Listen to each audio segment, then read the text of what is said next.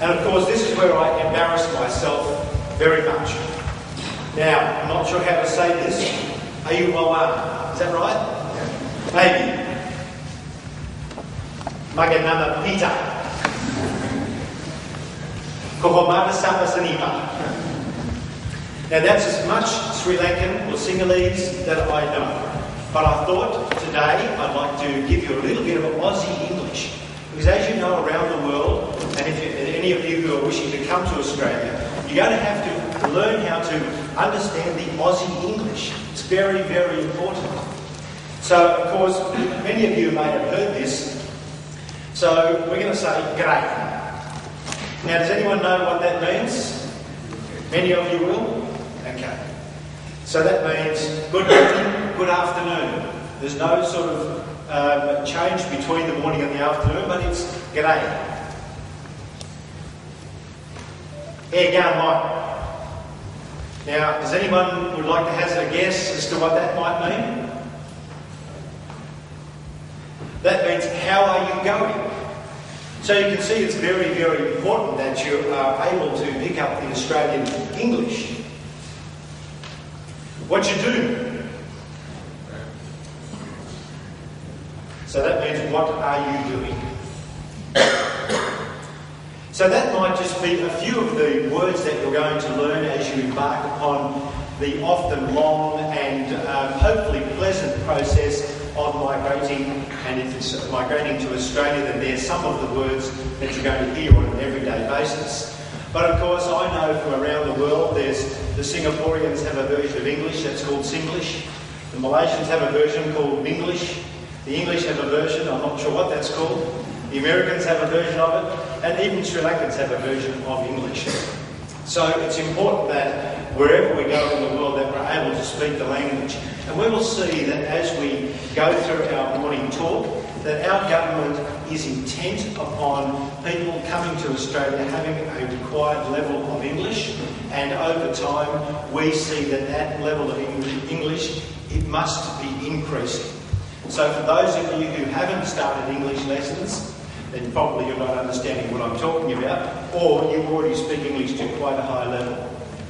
I should tell you that AMS does have an IELTS preparation course, and many of you should take advantage of that. I can't tell you how critical it is that you get some proper instruction in the English nuances relevant to Australia.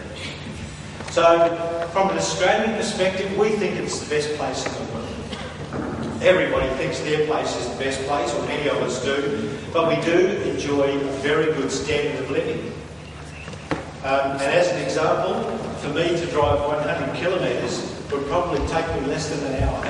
Someone told me to achieve that in Sri Lanka, I could be at least 3 hours, maybe even 3.5 hours.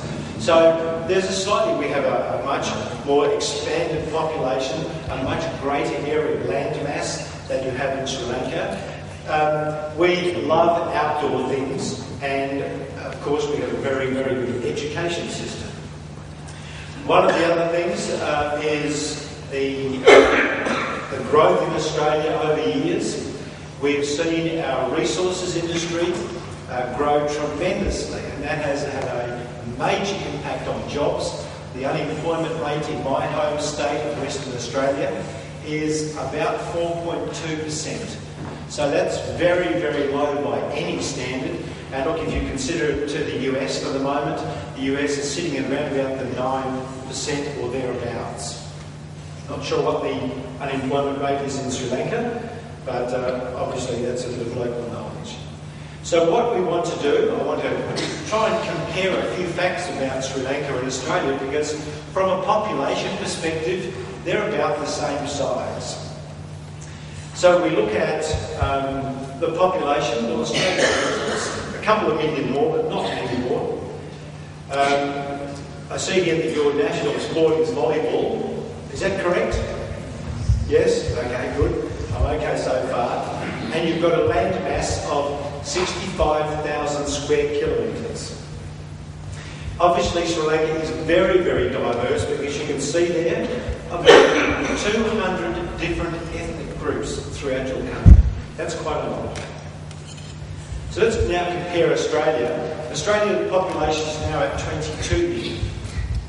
We also have about 200 different ethnicities. Our land mass is 8 million square kilometres. So Australia is 120 times bigger than Sri Lanka. Our national sport is cricket. Although at the moment, because we just lost, we're thinking of some other sport. One we can beat the English. That's really what's important to us. So I thought then, just to illustrate the size of Australia and Sri Lanka, I'd pull up a map of your beautiful country, and there it is. And there's a map of Australia. And there's a map of Sri Lanka in Australia. So you can see it down the bottom left-hand corner. It covers about, my state is Western Australia, and Sri Lanka covers about the southwest of Western Australia. Not very large. So you can see there's lots of room for lots of people in Australia. One of the big problems is all the stuff in the middle is desert, and you can't live there unless you're a kangaroo or an emu, and lots of camels. And I heard your country's bringing in some camels, and I think we can be the supply. So let's talk about some facts about Australia. Of course, we're very proud of our swimming team. We love to swim, we love the beach. 95% of the Australian population lives around the coast. We love barbecues. Everywhere you go on weekends, you'll see people having barbecues. I've actually got a portable barbecue that I take with me, so that wherever I go, I'm never going to be stuck. But wherever you go, in most parks, there are free barbecues, gas barbecues for people to use. I mentioned here we love to beat the English. At whatever we do, we love to beat the English. But having just lost the cricket, I'm having to take back a few of those crows that I've been talking about. Australia is a very, very dry continent. Now look, I suppose seeing we've just had floods in Queensland, you're going to think I'm crazy. But in Western Australia, we haven't seen rain for probably 3 or 4 months. As soon as it rains, it dries, gone. So we have to rely quite often upon seawater, which goes through these things and gets converted into normal water. It takes 5 hours to fly from one side of Australia to the other. And Perth is much closer to Jakarta than it is to Sydney. It's also closer to Colombo than it is to Sydney. It's a mainly Christian population, so you can see at least 50 or 70% of the population has some sort of Christian background, but it does have the capacity for whatever religion people want to practice. So in effect, Australia was stolen from the Aboriginals. The English arrived here in 1776 or thereabouts and decided that this was a vacant country, and they took it over. It was settled by mainly convicts on the east coast, but in the west we like to distinguish ourselves because the west coast was not settled by convicts, it was settled by settlers, and then convicts came in to be the labour. Currency is the Aussie dollar, and that's currently 1090 to the Sri Lankan rupee. And we have loved eating food. So our politics, of course, we were settled by the English, so we have the Westminster system. We settled in 1788. We got independence on the 1st of January 1901. And we have a constitution which gives our federal government some power, and there are the states which also have power. However, the federal government does control immigration. So this is just another map, Western Australia, or Australia and its various land masses. Now, a lot of you are going to want to know, how does Sri Lankans assimilate into Australia? And I hope you can read that. But at the moment, over various points in time, I'm not sure what this talks about. Okay?